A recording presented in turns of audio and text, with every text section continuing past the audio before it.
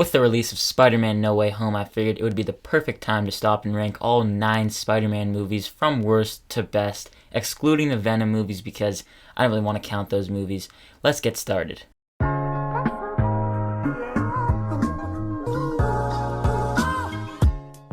Welcome back to the channel. My name is Ben, and on this channel I love to talk about movies and TV. And if you also love to talk about movies and TV, or you just love to be along on the ride with me, consider hitting that like and subscribe button. For a little bit of context, I adore the character of Spider-Man. He is my personal favorite Marvel character. Just a heads up, I will be talking about spoilers for every single one of these movies, including Spider-Man No Way Home. So if you haven't seen Spider-Man No Way Home, go watch it and then come back and see my ranking of all the 9 Spider-Man movies. Coming in at last place is Spider-Man 3 from 2007. Now, I was very hesitant going into this movie. I had seen it before. I watched it like 10 years ago. Didn't really remember much. And going back into the rewatch, I was really hesitant to see if the movie would be any good. I know it has a very bad reputation.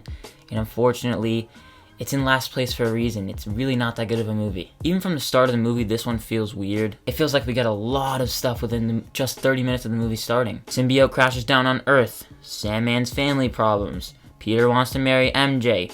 Harry's already Green Goblin. Everything just feels so rushed. The CGI is definitely a bit iffy in this one, especially when you have the scene where Harry and Peter are falling and they're fighting. Their faces look so odd. And the CGI is never consistent. It's good in some scenes, it's really bad in others. Peter and MJ, though, one of the biggest highlights of this entire trilogy. They are almost insufferable when it comes to them being together, and the magic between the two characters as a couple is completely lost. Watching this movie, it really hurt me to see that the relationship, the backbone of this really entire trilogy, was falling apart. The comedy doesn't work at all, and all the one-liners are honestly disgusting and so cringeworthy. Obviously, you gotta talk about all the Peter being emo stuff. That is awful. I hate it. I genuinely have to look away at this.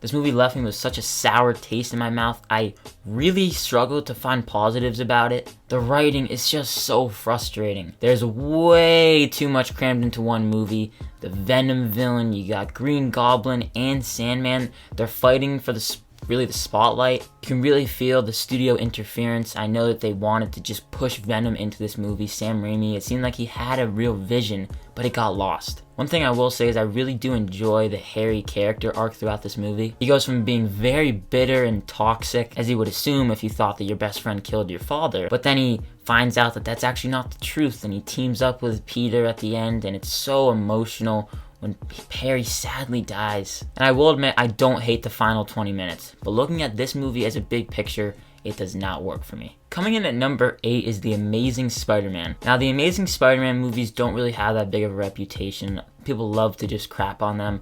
We'll talk about The Amazing Spider-Man 2 just a little bit farther up, and I actually do enjoy that movie. But with The Amazing Spider-Man 1, it's okay. I don't mind Peter being all that cool with his skateboard stuff, but I'm not a fan of them rehashing all the origin stuff again. The relationship between Peter and Gwen has always been the standout for not just me, but it sounds like for everyone else. They were dating in real life as the movie was shooting, and the chemistry between those two actors is incredible. Sitting down and watching it, you can really feel the care that each of these actors have towards one another, and they put that into their characters. Hot take, I've actually always loved Spider-Man's suit as well. The big standout in this movie is the bridge sequence where he really shows off him being Spider-Man, really. Him saving the little kid from the burning car and letting him put on the mask and telling him that you can do it, you can save yourself. A good majority of the movie, though, is just pretty bland, but the third act is quite emotional. The Lizard here is really not all that great of a villain. There's no depth to his character. It just feels so blah. But the web slinging in this movie is awesome, and it's even better in The Amazing Spider-Man 2. Just above The Amazing Spider-Man, though, is Spider-Man Homecoming. Having Peter finally be in the MCU is a bit of a blessing and a curse. You can finally see him team up with the Avengers, and Iron Man is a big part of this movie. But in other regards, it really feels like it's weighing the movie down. Look, Spider-Man Homecoming is undeniably a fun time. It's charming and lighthearted. I love Ned, and I've always loved Jacob Batalon in the role. Peter's dilemma between being Spider-Man and being a kid is really strong and relatable to anyone in between two worlds. I don't know if I'm the only one here, but does anyone else not really like MJ? Every joke with her completely fell flat for me. I liked her more and more, especially when you get to No Way Home, but in Homecoming, she did not win me over. I will say though, this has the most consistent, quippy, and fun Spider-Man. He's cracking jokes with the villains, making funny comments, stuff like that. The other movies only really showed hints of that. I do enjoy the Vulture, and the plot twist was crazy. I remember when I first saw it, I was like, yo! And the car scene after the plot twist is great and very intense, actually. And Michael Keaton as the Vulture is definitely one of the better villains of the MCU. My biggest issue with this movie is that it's lacking all the magic of the other Spider-Man movies. It's very MCU-centric, and too much so for my liking. I know I'm not the only one with this issue. This movie just feels really weighed down by the fact that it's in the MCU, so Aaron doesn't really get to go out and be his own character. And rewatching this movie just last week, it very much felt like this movie couldn't figure out how to stand on its own. This also might be another hot take, but coming in at number 6, just above Spider-Man Homecoming, is Spider-Man Far From Home. I remember when I first saw this movie, I loved it. I thought it was top tier MCU. As I've thought about it more and I rewatched it more, it hasn't really stood top tier yet. I don't really feel like it's top 10 even. I've always had a lot of fun with this one though. I don't mind the fact that he's not in New York City for this movie. I think the visual effects are spectacular and some of the best in the entire Spider-Man universe as well as the MCU. The illusion scene with Mysterio going into the third act, that scene was awesome. I also find this one funnier than Homecoming as well. And I'm not gonna lie, the fact that Peter got such valuable tech, he's a teenager who isn't really all that responsible, is fairly dumb. But it doesn't drag the movie down for me all that much. The final act is so much damn fun, I love to just sit back and enjoy it. And all in all, this movie is a real blast to me. And then the end credits scene leading into No Way Home, that was insane. Number 5 and 6 for me are really neck and neck, but just above Spider-Man Far From Home is The Amazing Spider-Man 2. The real reason why this one is above Far From Home for me is because this one was the most emotional Spider-Man movie for me. If I'm being honest, none of these movies have actually made me shed real tears except for The Amazing Spider-Man 2.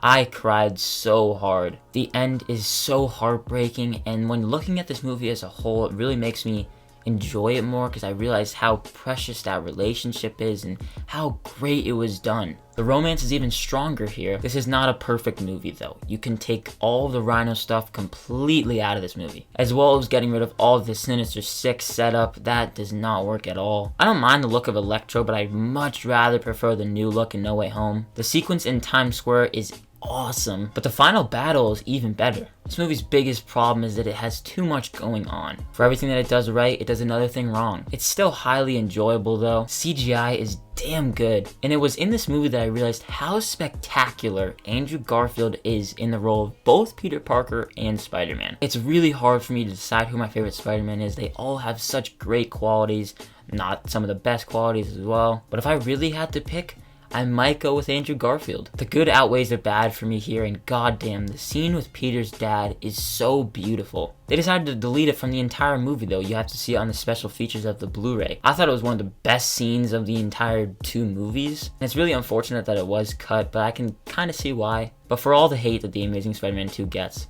I have to say, I think I might love this movie. Coming in at number 4, this might be a hot take, Spider-Man 2. I was ready for this movie to completely top the original Spider-Man from 2002 for me. I know a lot of people do enjoy and like this movie more than the original Spider-Man. I feel like the real reason why I don't really love this movie is because the central conflict with him losing his powers over girl problems and stress, that doesn't work for me. Harry Osborn is such a whiny little bitch in this movie too. All he's doing is whining about how jealous he is of Peter Parker. And going back to him losing his powers, creating a vulnerable and imperfect Spider-Man, I think that's great. I just don't love how they did that here. The CGI is pretty good and it does still hold up unlike its predecessor, in some aspects at least. But for my positives with this movie, J.K. Simmons as J. Jonah Jameson is literal perfection. The score here too from Danny Elfman is phenomenal. And the train sequence though, it's so powerful. It's one of the best scenes in any comic book movie for a reason. And it really shows the impact that Spider-Man has on New York. Doc Ock is a fantastic villain, but I will say I do like Willem Dafoe as Green Goblin just a little bit more.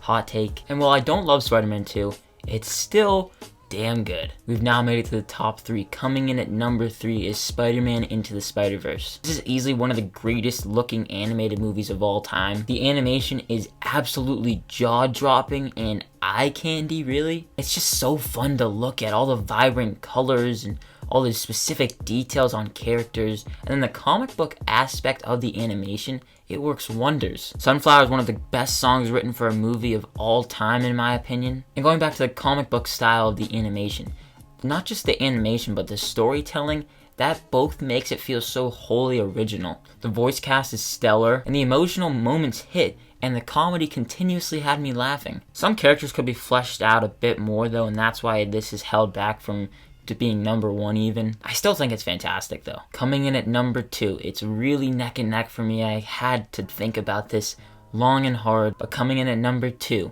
is Spider-Man No Way Home. I have 2 videos already about this movie, one spoiler review and one non-spoiler review.